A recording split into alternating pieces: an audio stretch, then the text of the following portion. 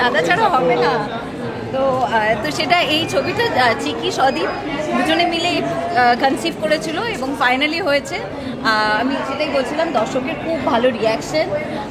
তো তুমি যদি কিছু বলো। মনে হয় যে নানান রকমভাবে মানুষ একটা ছবি দেখছে, মানে আমি বলছি যে সাম্প্রতিককালে তো মানে একটা ছবির কাজই তো তাই।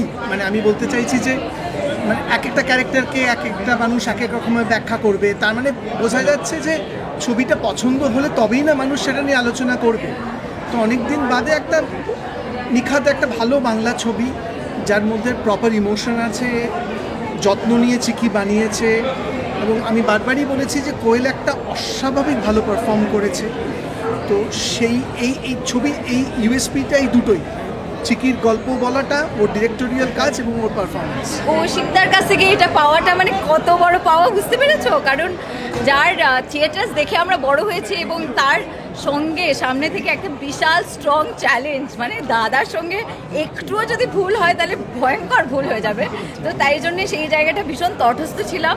আর কৌশিকদার কাছ থেকে ইনর্মাস লেভেলে হেল্প পেয়েছি পুরো শুটিং জুড়ে।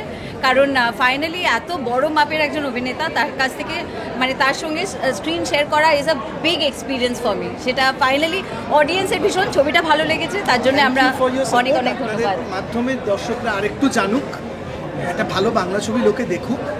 আমার মনে হয় যে এটা একটা বাংলা ছবি ইন্ডাস্ট্রি ডিজার্ভ করে।